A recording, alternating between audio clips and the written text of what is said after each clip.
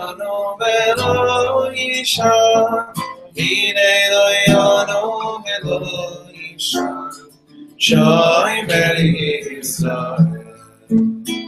Ay ay la la la la la la. Ay la la la la la la la la. La la la la la. Ay ay ay. Ba ba ba ba. Hine lo yano velo isha. Hine lo yano velo isha. Hine lo yano velo isha.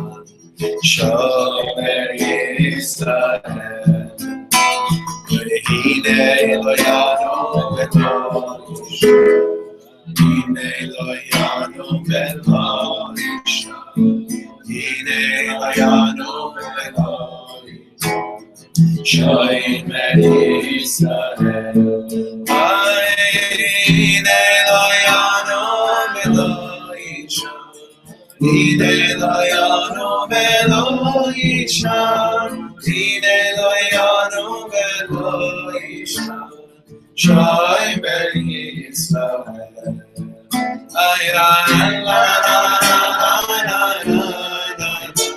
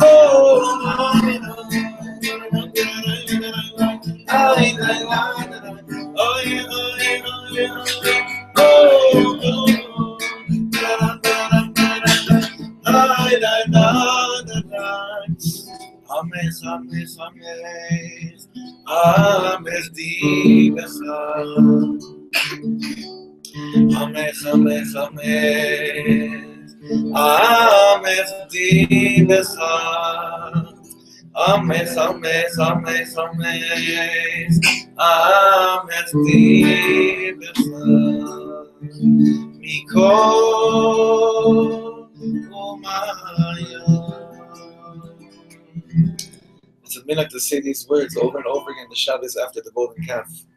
To say what we say in Zmiras.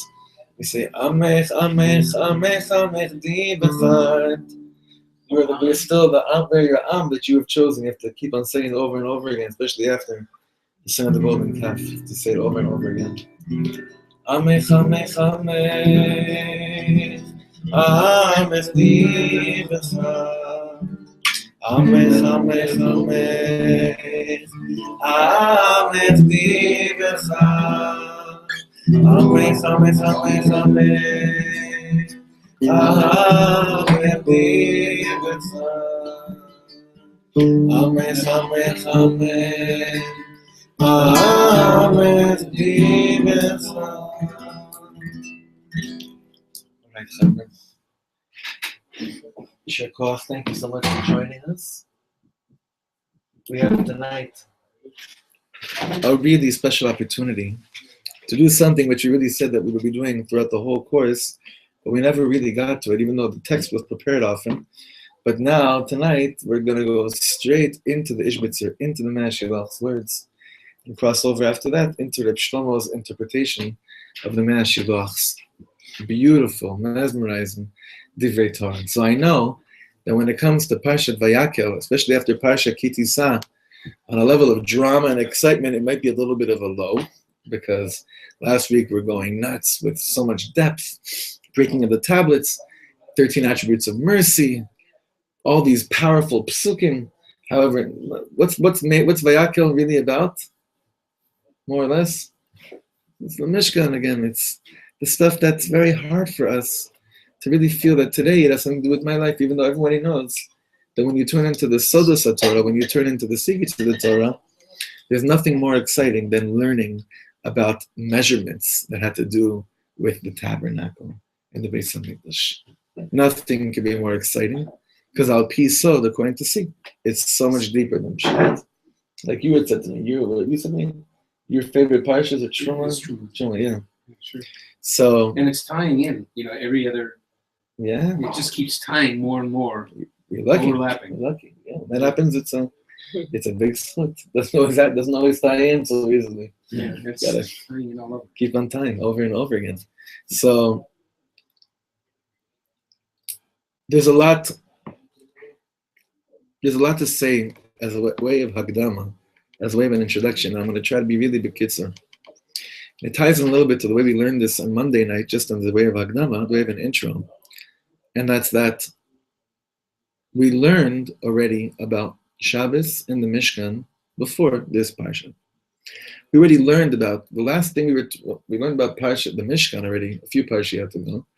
And we were told about Shabbos right before we sinned with the golden calf. And when Moshe Rabbeinu gathers all the Yidden together this time in our Parsha, what does he start off by saying?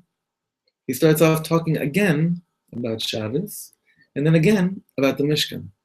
So we know that every single letter in the Torah, not just Parsha, not just sentence, but every letter is absolutely infinite, and every single letter is exactly the way it's supposed to be. The Balatanya said that I think he spent a few weeks contemplating the letter Vav on one of the words in the Tanya, whether he should put it in or not. So if the Alter Rebbe spent so much time over a letter Vav, it's safe to say that a lot more was put in to the manifestation of Hashem's Ratzon through the words that we have. Only 3 days on the word mamish. What's that? Only 3 days on the word mamish. That was easy, right? That was really easier. Yeah. So we're going to be seeing tonight, you have to work a little bit with this, but seeing something wonderful with a lot of ramifications, direct ramifications to our lives. And Bezrat Hashem, this could really light up the Parshat Vayakehl in our lives. So, here you go. It's front and back.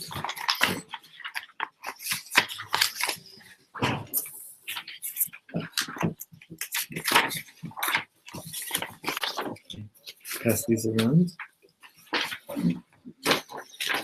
Yes, one more.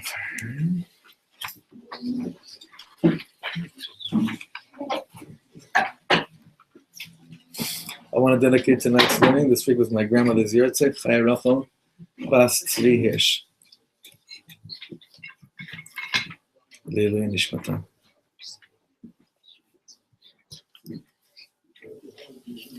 Okay. Everyone got? So we're going to do this slowly, because we never learned text in Hebrew before, and we definitely didn't learn the text of the Mashilach before. Judy, I'm sorry. Do you mind just for now, till they finish Mar, I have to close this one. Do you mind? Thank you. Sorry. It's worth asking the Balabai to do something on their own home. Thank you very much. Okay. This is the Mea Shilach. This is the Mea Shilach opens up Parashat Vayakehl. העניין הוא שנאמר שבת כאן קודם למלאכת המשכן. Let's try to understand why Shabbos was referenced here in the beginning of our parasha prior to the building of the Mishkan. Let's try to understand this. Ki bebinyan hamishkan. What is the Mishkan all about? What is the building of the Mishkan all about? Nitchabru kol Yisrael belibam מבלי שום התגאות אחד על חברו. These are very, very precious words. It says like this. When it came to the binyan of the Mishkan, when it came to the building of the Mishkan, what was the outcome of everyone's building? Was that no one had hitgaut over his fellow. What is hitgaut? Pride. Something marvelous happened. There were many different jobs when it came to the construction of the Mishkan. Now you'd think that there would be a lot of room for gaiva when someone thinks, listen, I got the heady job of, I was involved with tying the Kodesh Kodesh, whatever it is, and you got the stinky job of just like washing the window or something, whatever, or putting in like a peg somewhere. Said something miraculous took place was the outcome of the building of the Mishkan. What was the outcome of building the Mishkan? There was no room for haughtiness. There was no room for gaiva. No one had room to feel proud, not because they were working on themselves, but because something happened to the psyche and to the heart of a Yid when he was finished doing the avodah of the Mishkan. This is amazing. You want to say something? No, I just had I think I see where this is going. I haven't looked at it yet, but if Shabbos leads to the Mishkan, what about Shabbos leads to people not having that's beautiful. Shabbos Yom Hashem. So therefore, when people are connected to Hashem, you realize that we're so small that we don't have any room for gaiva. Or that we're each so big. Right. That's going to be interesting. No, but very good what you're saying. Very good what you're saying. Something that like keep that not in the back of your mind, but in the front of your heart. It's very good what you said right now. Okay? Second line. Ki bitchila. There's a typo here. It should be two words. Asu. Kol chacham lev. B'melechet hamishkan. Kol echad et avodato. In the beginning, each chacham lev, each person with the wisdom of the heart, was busy doing his chalik in the building of the Mishkan. Ve'her'a lo ki asu melacha nifla'a me'od. And it looked to each person that what they did, their craftsmanship, they're like, wow, it's gewalt. Everyone's mamish, like, everyone had their certain avodah. They did what they had to do. And then suddenly, when they were finished, each person was like, wow, I'm the bomb. Like, I'm really gewalt. Look what I was able, it looks to me like it's nifla'ah me'od. It's wondrous. I didn't know it was in me. I had no idea. Each person felt that on an individual level. And each person saw ki asum lacha. They all did great work. No. It's referring to the singular. Ki her'ulo ki asu, mean they themselves, each person did great melacha, amazing melacha. Ve'achar kach, and afterwards, after they came out of their own cubicle their own little desk at work, their own, like, what would you call it? Someone would call it Babylon, someone would call it prison. Their job, right? Their workspace. When they came out of that space, ואחר כך כאשר ראו החיבור שמתחבר יחד, כל העבודה, כל היריעות והקרשים. Afterwards, they were shown, oh my God, that perfect thing that I just created fits in perfectly to his perfect thing that he created. It was almost like each person was so certain that they had mastered their own craftsmanship, their own art, their own talent, their own manifestation of their own talent. But that's not what really blew them away. Blew them away was afterwards when each person brought out, one brought a yiriyah, one brought a keresh, a block, one brought a peg, even the smallest thing, then they realized, oh my God, each part here is fitting in perfectly. It's their perfect job. Can I interject that they were all pyramid slaves? They didn't have, Interesting. Hashem gave this to them. Gave them that. Interesting. So it was in them already? They knew how to work like this already? Pardon? So you're saying they already knew how to work like this? No, they didn't. That's the miracle of it all. That's God gave this to them. Avanti. All they did was make bricks. Avanti. And suddenly they're building so here all of a a sudden glory. it was like wham, and they Right. didn't. And when it was miraculous, it happened so quickly. Very nice. Yeah. And also in Mitzrayim we see Ga'ava between Am Yisrael. We can see with the way they talk, there is Ga'ava between one another. And there's fighting with one another, which all of a sudden with the Mishkan doesn't exist. Right. Which is, they may have been workers there and workers here. But there was Nachon. Ga'ava, here there isn't Very good. Ga'ava. Very good. Nachon. We see Beautiful. there This a is lot of amazing. Ga'ava in Mitzrayim. So look what he says here, the fourth line. Ra'u ki kol echad shayach lechavero ki'ilu asa'um adam echad. So deep. Ishbitz is saying here, he says, you know what it looked like? Really, when you took a look at the big picture of the Mishkan, you would be certain that it was only one man that did all this. Why? Because it was perfected in its measurements. It's that whoever did this had to know exactly how big that piece was, what goes here, when this piece goes there. If you didn't know that each person was working on it individually, you'd be certain that one man did the whole thing. There's no way this could be a job for more than one person. You have people that are like control freaks. No? No, I know people like that. Right. You know of the concept. I know the concept. You know of the concept. So you think, control freaks is like if they have a big task, whatever it is, even if it's called like that big task called cleaning a house, right? Putting things away in the right place. Judy, you know anything about that? Finding this goes here. Could you let like 35 people come in here and say, guys, you could figure out exactly where everything exactly belongs, Probably it's a stupid question because you could, because you have these Ruach HaKodesh antennas that probably plug into people's hearts. But for some of us that aren't zocha to that type of transmission, to know that each thing mamash belongs in the right place of the tzaddik. It's brought down a lot of Brussels farm and other farm. The job of the tzaddik is that somehow, hu ma'amid kol echad, he makes everyone, he's able to lift every person up, but he knows exactly how to put people exactly in their spaces. But here, the most mind-blowing thing is that it wasn't one person putting everyone in their place. There was B'Tzalel, there was an architect who knew how to draw up and design. But the actual making of each thing here, each piece and each part, it's wondrous how every person did something. They were blown away by their own talents. But what really blew them away was that when they were finished doing the actual avodah in the Mishkan, I can't believe this. This is mamash exactly what I would have done. Like, you look and say, oh my God, you did that, I would have done that. And he's saying, oh my God, you did this. This is exactly what I would have done. I've never seen two interior designers walk into the same house and say, wow, this is exactly what I would have done. Never. It doesn't happen. Right?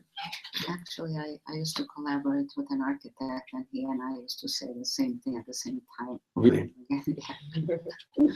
Was his name B'Tzalel? Harvey. Harvey, close. Harvey, B'Tzalel, What's the difference? His name was Harvey. He was airless. Okay, So there you go. it's really Okay. That's why there are Chacham and the Lev. Like the Chacham is the knowledge of how to do it, and the Lev is The chibur of how to do it, of doing it connected. Nachon. Nachon. Vehevinu, fifth line, third word in the fifth line. Vehevinu. Now this is where we're getting to it. Vehevinu ki kol ma she'asu. Now they realized in retrospect, ki kol ma she'asu. Everything they did Lo ya besichlam. It wasn't dafka because they were so smart and they knew how to do their own pieces in the right manner. Rak b'siyat Hashem Yitbarach, only with the help of the Ribono Shleim, beyad kol ha'oseh b'mishkan. Sorry about this. This is another.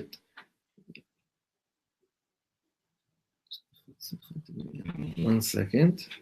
Is there a shilach here? No, it's upstairs usually. Okay, let's figure this out. I have it on my phone. They realized everything they did wasn't in their mind. Just with the help of Hashem. Biyad kol ha'oseh b'mishkan. Kach shlichut tzurat habinyan. So they realized that everything that they really did wasn't because they were so smart. They were able to see that when they looked at it from a bigger picture, how everything added up, they were humbled. You see, there might have been gaiva in the beginning, where they were like, oh my God, look what I did on my own. But the completion of it in the big picture of Am Yisrael, seeing how it fit in with everyone else, humbled the living daylights out of them. Because that made it feel like this is clearly, I could not have come up with such a thing. It's like, a couple gets married. They look at their child. They see the beauty of their child, right? Would you want to be child to parents that say, wow, we really, our looks meshed together. So we really were smart to get married because we really know how to make beautiful children. You look at a child's beauty. Yeah, you see a little bit of you, your wife sees a little bit of her, but it's the most humbling thing in the world to see your child's beauty. What a humbling moment. It removes any ounce of gaiva. You might, but a lot of other things you do, you could say, wow, look what I did. So much pride in what I did. But with a child's beauty, child's beauty brings out such humility, such humbleness, such pride, but not the kind of pride that makes you feel like you're a Baal Gaiva. The kind of pride that, oh my God, I'm so humbled to be related to this person. I'm so humbled to be related to this child. Bottom line in this first paragraph, how can one person have gaiva over his friend?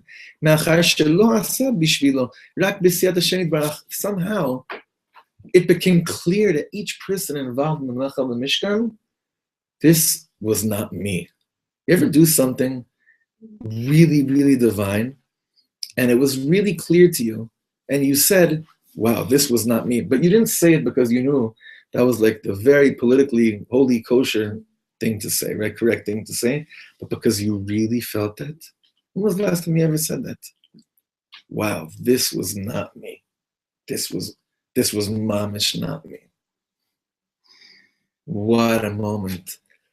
Ashrei Isha Isha, praiseworthy of the man or woman that can say with a full heart, not because they're being humble, dafka, but because they really mean it. This was not me. Many times when Reb Shlomo was composing nigunim, he said this all the time to the Chevra and Efrat. Often I remember there was one time he came back. I'll never forget this. He came back from Russia, and right before Russia, he wrote. He came back to the Karvel show. He sat with the Chevra, and he's going like this. He's like, listen. And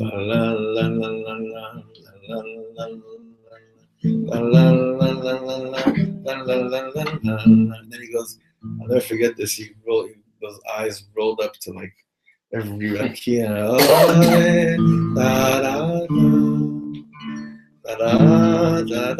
And then one of those shots where his eyes are open. He doesn't close them, but he goes like this, and they pop up.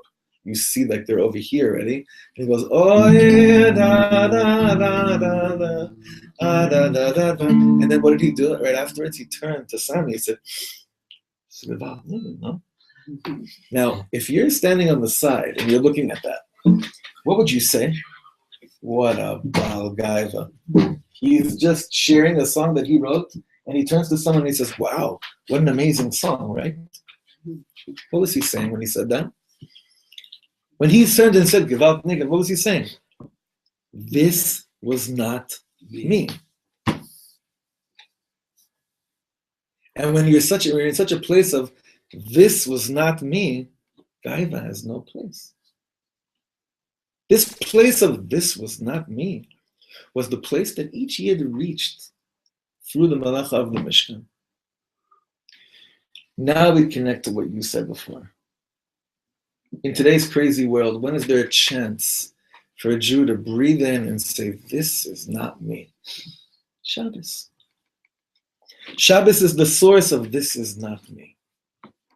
You feel so amazing. You're reaching such high levels, and you're saying, this was not me. Why? Because you're not actually doing anything. You're actually not involved in action. And yet you feel more productive than any of the Sheshet Yimei HaMaaseh, the 6 work days, and dafka then you're able to say, Shabbos Hayom Lashem. This is really not me. It's amazing. You ever notice Chazanim when they finish Musaf Rosh Hashanah Kippur? Oh, he said, and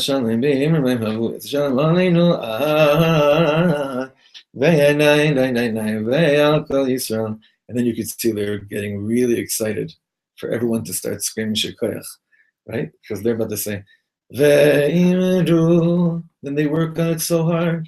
Oh, and he's thinking, okay, now, oh, man. And then what happens in most shuls? Shkoy, right? Can you imagine a chazan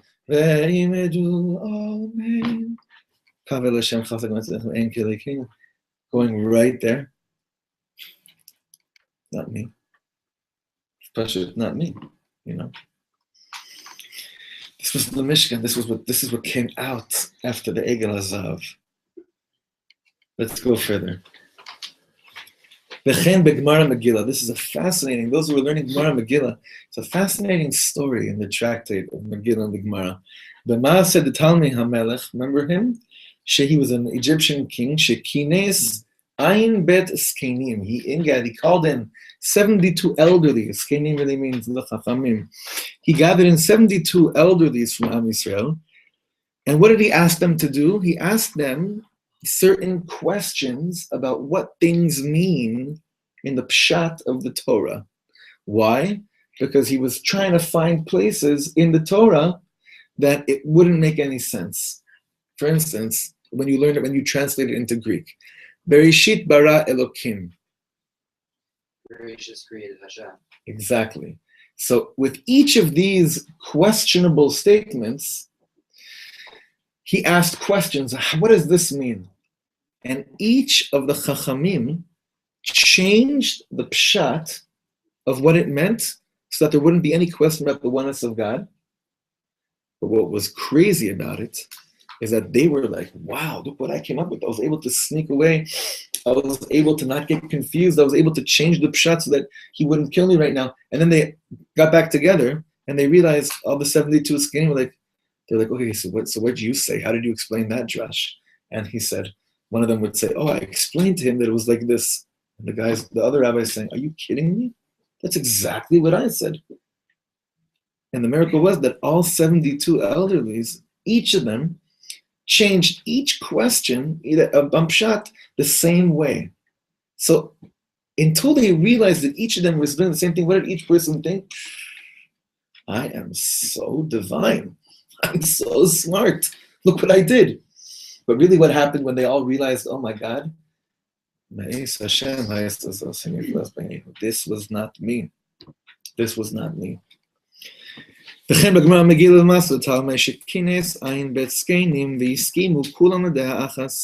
they each of them were agreeable to the same notion. Each person thought in his heart.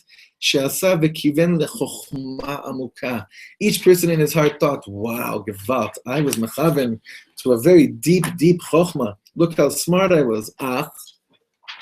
However, kashera'u, when they saw, kikulam kivnu leda achas, when they saw, oh my God, each of us came up with the same way of changing the interpretation, az hevinu ki haya b'siyas Hashem. Then they realized, it wasn't me. This wasn't me either. Ulezeh ne'emar parshat Shabbat etzel meleches hamishkan. Rishbitzer says, this is why we're told about Shabbos. before we built the Mishkan. Why? Ki ikar hitchabrutam, the essence of them coming together again through the notion of this is not me. Haitami mitzvat Shabbat. This is derived from what Shabbos is all about.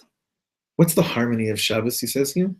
Ki Shabbat hu toch kol hamitzvot. Betoch Shabbos is the inside of all mitzvahs. Hanimtza bahem kavana l'shem shamayim.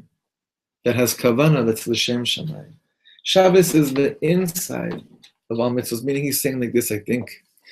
What happens to you at the end of the day when you're zochet to do an amazing mitzvah? Do you feel good about the mitzvah, or are you just in awe of the fact that you were merited to do a mitzvah? The lower level is that I'm so happy I'm from.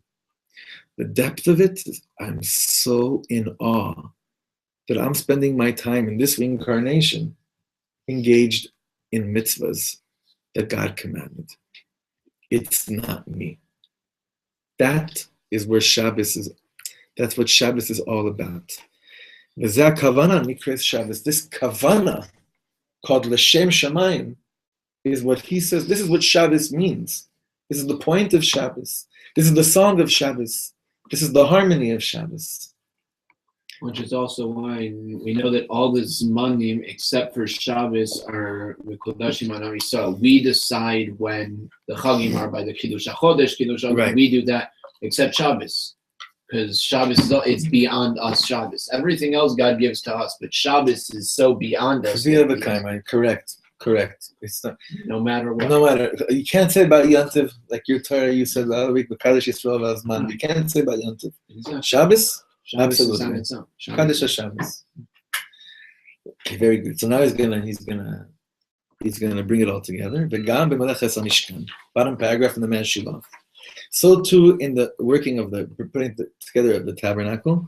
Shekol avodatam hayta lichvot shamayim kedei shetishre shechina b'Yisrael.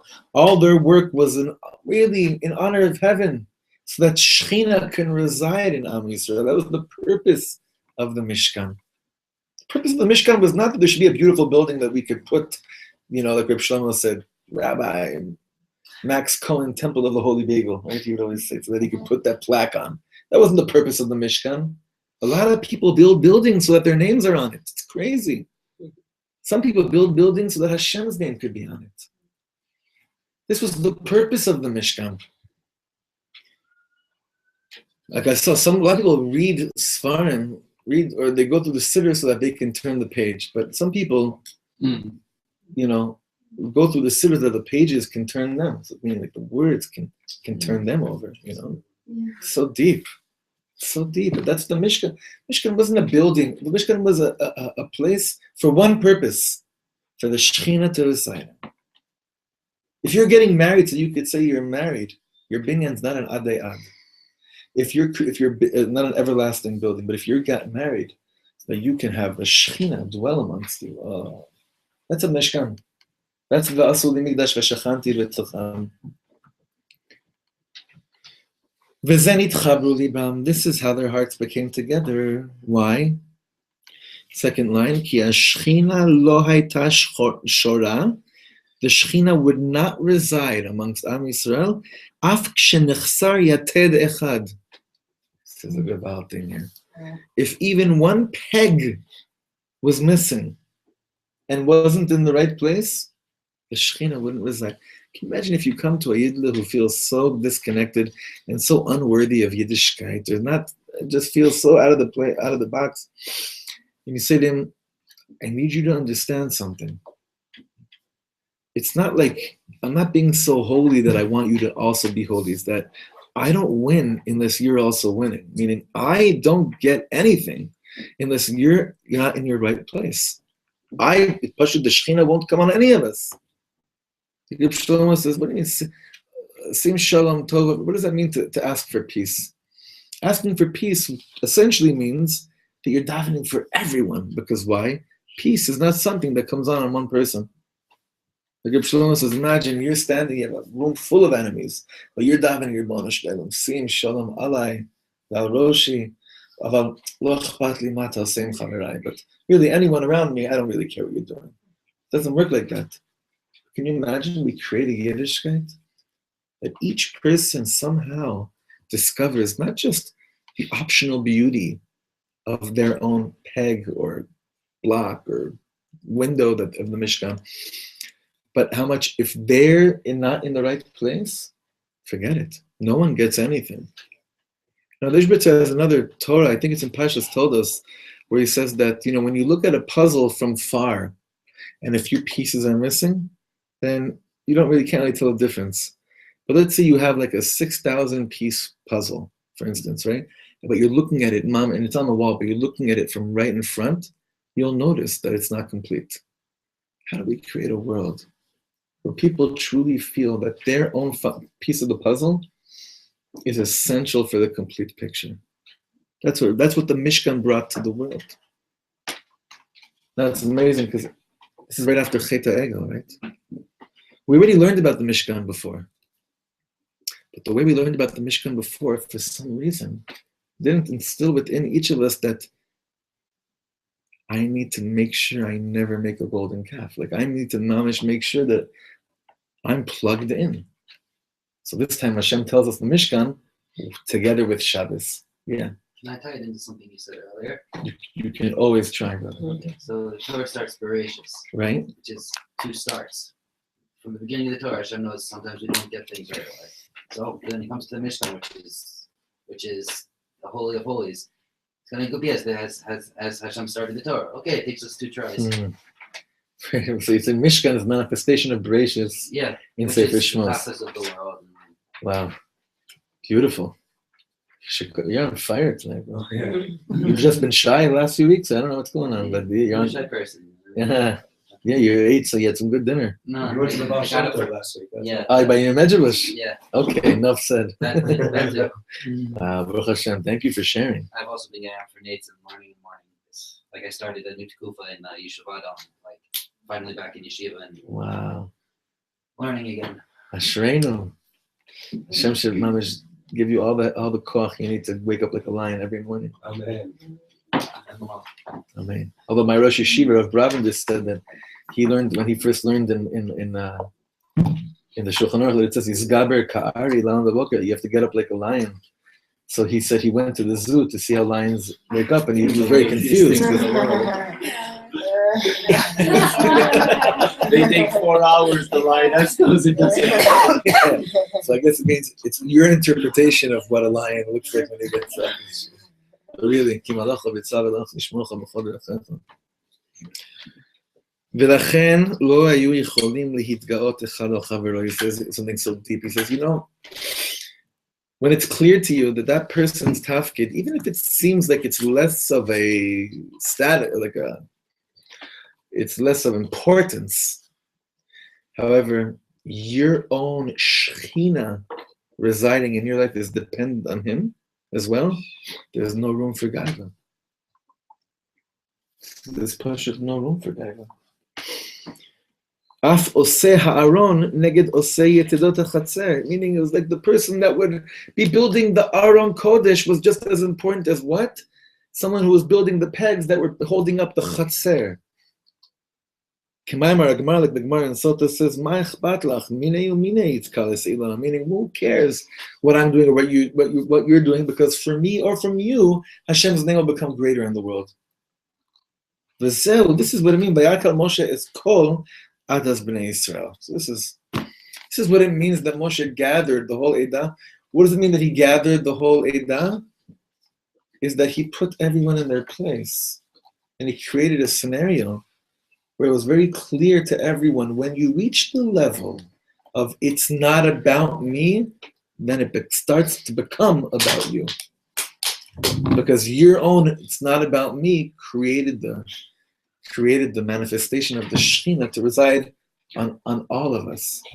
Essentially, that's really what a tzibur is all about. It's interesting. Tzibur, everyone knows, the congregation is Rashi Tevos Tzadikim Beinonim Bereshayim. The tzibur is composed of holy people, Beinonim, which, not for Lubavitch terminology, middle people, Alavai, we should be privileged to be a Beinoni for 1 second of our lives, and Rishonim. So everyone thinks that means, okay, I got to find the holy tzaddikim, and then I got to find the Beinonim, and then I got to find Rishayim. Okay, we have a minion. Rabbi Shmuel Eimer, time to get Kaddish. No, it means those times you feel like your mamish tzaddik, bring that to shul. Those times you feel like, okay, nishta here, nishta there, I'm not so special. Still make sure you show up to shul. But especially when you feel like you're a Rasha, that's when we really need you in shul. Not the opposite.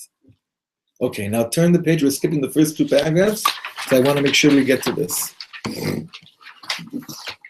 Why is it, Reb Shlomo says, that when they built the Mishkan, everything fit? How could that be? It's a miraculous thing. I mean, here we see that. How could it be that it fit? Because that's simply how Hashem wanted it to be, right? Hundreds of people were working on the Mishkan, and suddenly it all got together. How so? So the Ishbitzer says, this is Reb Shlomo understanding the Meshilach, that the Yidle who was building the Kodesh Kodashim, the Holy of Holies, was thinking, Gewalt, I wish I would be as holy as the Yidle who was putting nails in the Chatzar, in the courtyard. And the Yidle who was putting nails in the Chatzar was saying, Ribbon Shalom, I know I don't even deserve the Chatzar, but Gewalt, I wish I was as holy as the Yidle who was building the Kodesh Kodashim. Every Yidle was blowing his mind over what the other Yidle was doing. I want you to open your hearts in the deepest way. Everyone has something very holy about them, but it's covered. It's hidden. Reb Nosson Breslover says that when it came to the building of the Mishkan, every Yidle brought this one Nekuda Tova that they had. Moshe Rabbeinu took all the Nekudos Tovos and built the Mishkan with it. This is a classic teaching throughout Likutei Moharan and really throughout Likutei Rabbeinu Reb Shlomo,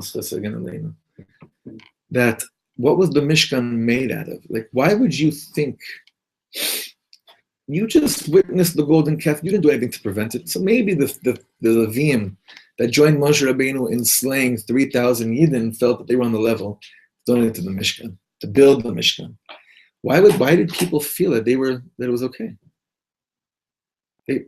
If you just witnessed the most horrible thing in the world and you didn't prevent it, why would you think that you're on the level now to donate to the Mishkan, to build the Mishkan? It's very simple. Somehow, through giving over the Mishkan, through the tone of Shabbos, each person was able to connect to the 282nd teaching in the Likutei Moharan. What's that Torah called? Does anybody know? Azamra. What's Azamra? The Torah of the good points. Reb Nachman says you have to make sure that whatever you do, when you look at someone, you have to find the good Nekuda Tova. You have to find one good thing that exists about the person, and that when you look at him, that's all you're able to see. It's not that you're ignoring his bad, but it's that you're choosing to zoom in your focus on that one Nekuda Tova that exists within him, which must exist. Because if there wasn't even one good Nekuda, he'd either be a Malak and you have to kill him, which we're not really referring to in this teaching, or he'd die because nothing would sustain him in this world. So Reb Nachman says, and when you look at a person like that, and that's all you could see, not only are you being a tzaddik, but you're actually causing him to stop being a Rasha. Now you take another look at him from far, and you're like, wait a second, I don't see any bad anymore.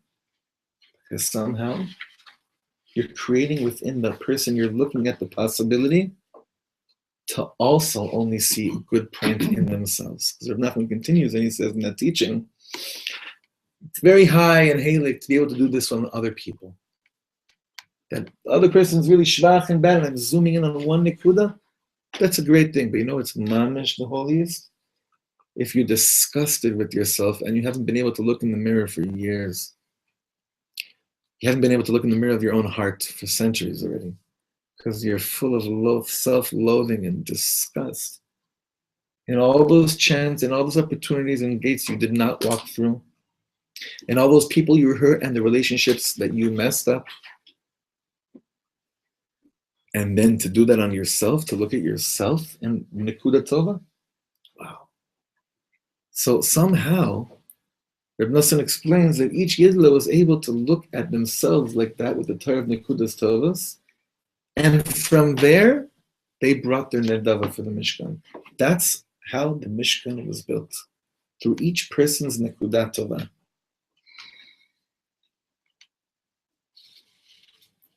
This explains also how everyone was able to connect with each other. Because each person's nekudas tovas connect. They're magnets. Like Nachman says in that Torah also in the second part, when it says, it says. Which is why I've always said Reish Pebet is the biography of Reb Shlomo, because what he did is he always found the Nikudot Tovot in everyone. That's also why when you go to the Aliyah Lakib or anything of Reb Shlomo, it's the most achdus thing you've seen in your life. Absolutely. You have Sfaradim, Ashkenazim, Chilonim, Charedim, everything is all together. Because that was the beauty of Reb Shlomo brought this achdus that again was in the Mishkan here from these Nikudot Tovot, and then Reb Shlomo brought it back by the Chibur Nikudot Tovot. It's also why he brought down thousands of Nigunim into the world. So that's how Nigunim come into the world. How do you put two people together? You don't match up what's wrong with them. Because what's wrong with me and what's wrong with you will never get together. What needs to happen is that my good part and your good part should connect. So you see, the Mishkan was built from those little things, those little nekudas tovos that I found in myself that connected with each other. That little place of this was really not me, this was Hashem, that's like magnets. That really does link up together. You know, you could be, sometimes you're in a room and there's one person sitting there, but it's really all about him, the show. You feel like you can't even move, and there's no room to breathe in that room. It's so stuffy. Then sometimes you can be in the room, you can be in a packed Uman Beis Medrash, Mamish. Hashem should forgive me, but you know it doesn't like smell like a garden. You know, it's been davening for whatever it is, you know, and there's barely room to move. But you know what? Oh my God, it's the least suffocating place. It feels like there's more air. There's more space to inhale godliness in the presence of so many people who are certain that it's not them. So in the schus of Parshas Vayakehl, we should be privileged to feel, to be amongst people that have very strong messages to give to the world and have to really provide a lot of inspiration, but that like the Alter Rebbe says, some people take up, some thoughts you have take up space. The more you think about it, the more your mind is more clogged. Then there are other types of thoughts that the more you think them, they create more space. Like the person that learns physics for 8 hours, he doesn't have more time to breathe, to think. A Yidla that learns 8 hours, he's learning Gemara and Megillah. How could it be he's learning it? So how can it be he keeps on wanting to learn? Because why is the Torah's chaim? Because it brings you more and more room to breathe, more and more room to express yourself. As Hashem, we should feel the little pegs, the big windows, the small windows, the Ishbitz's Torah here on the Mishkan should truly, truly merit Am Yisrael to have the Shechina reside amongst us once again. Amen. Amen. And we'll sing one more good nigga. What do you want, Sister Jay?